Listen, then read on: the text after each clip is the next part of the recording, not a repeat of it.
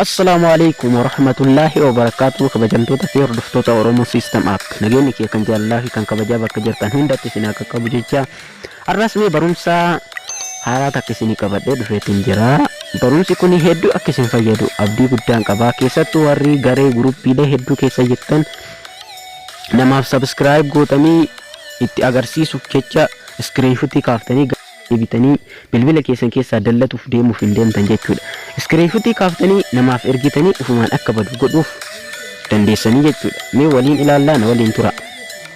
Duraan dursitanii bilbila keessan harkatti ni qabattu. Sanaan booda bataniilee sadeen jirtu keessaa kan hedduu sakandii lamaaf gadi qabdanii irra ni turtu. Sanaan booda maal isiniif fidaa? Mallattoo afran kana keessa mallattoo sheerii isiniif fidaa. Sheerii san gubbaa si'a tokko tuqaaftan akkatti isiniif fidaa jechuudha. Screenshotii kaasee waan hajamtan san. San booda maal gootu? Wanta isin hajamtan san irratti sheer godhuu fi hajamtan san hunda isaatu as isiniif kaa'a jechuudha. Hunda isaatu waan irratti silaa sheer namaaf godhan hunda isaatu asiniif kaa'a. Isin maal gootanii keessaa filattaniitiin ergituufi jechuudha. Yommuu isin keessaa filattanii ergitanii nama tokko irratti filadhee isin agarsiisu nama WhatsApp irratti namaaf erguuf deema haa jennu. WhatsApp gubbaa ni tuqaa jechuudha.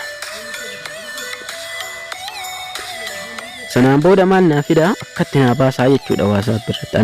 Nama WhatsApp irratti erguuf barbaadu kanaaf irratti tuqaa jechuudha. Raayit irratti godhee jechuudha. Sanaan booda jala mallattoon qastii takka ni jirti. Isi gubbaa tuqu gamana na fidaa jechuudha. Screenshotii kakaase sun as naa dhufee jechuudha. Sanaan booda maal gootanii jala kana mallattoon qastii ni jirti. Isi gubbaa si'a tokko cuqaaftoo jechuudha. Asii gagga'e isinuu ni beeytanii jechuudha.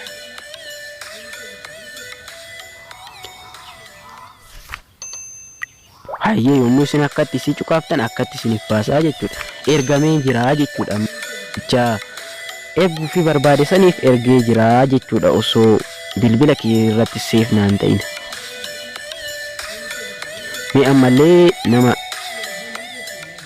biraatiif sheer godhee isin agarsiisu. Ammallee maal gootanii dhuftaniitumaan garaachuma batanii isii sadeen keessaa kan garaachaa gadi cuqaaftuu jechuudha. Sakandii lamaaf gadi qabdanii irra turtuu jechuudha. Yommuu isin sakandii lamaaf qabdanii irra turtan mallattoo sheerii isiniif fidaa. Sheerii gubbaa tuqxanii homa barbaadan irratti ergituu jechuudha. Inni Telegram irratti ergee isin agarsiisu. Telegram irratti edit illee yoo godhu edin pixel illee isiniif fidaa jechuudha. Extender illee namaaf illee erguu barbaadan isiniif fidaa jechuudha. Waa hunda isiniif fidaa jechuudha waan editii wal qabatan. Anama mee Telegram irratti tuqee isin agarsiisu. Yommuu Telegram irratti tuqu Telegram keessa akkatti na seensisaa jechuudha. Amma erguuf deemaa jira jechuudha.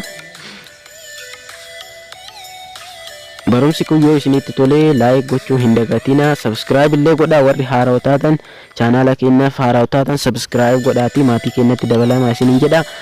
Mallattoo notificationii tuqaatii ol kan jedhu irra kaadhaatii nu hordofaa isiniin jedha. Barumsa haalaan barbaachisaa ta'e asirratti isiniif dabarsina.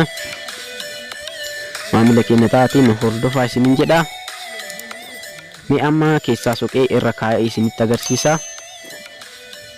Barumsi kun hedduu waan namatti toluuf namallee share gochuu hin dagatina. Hiriyoottan keessaniif share godhaa isiniin jedha.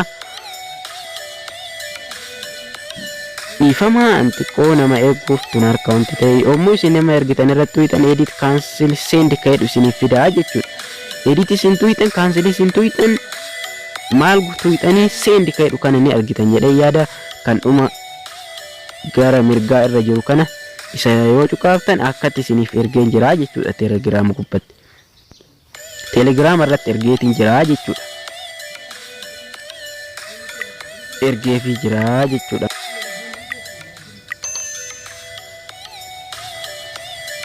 Ergameefii jiraa jechuudha. Barumsi kun akka isinitti tolu abdii guddaa qaba. Hiriyoottan keessaniif share gochuu hin dagatina. Warroonni chaanala kanaaf haaraa taatan subscribe gochuullee hin dagatina. Like godhaa yoo isinitti tole. Yoo isinitti hin tolin dhiisuu ni dandeessu isiniin jedha. hanga barumsa bareedduu haalaan barbaachiftuu taate isinii qabadhee dhufuutti nagaan naa tura.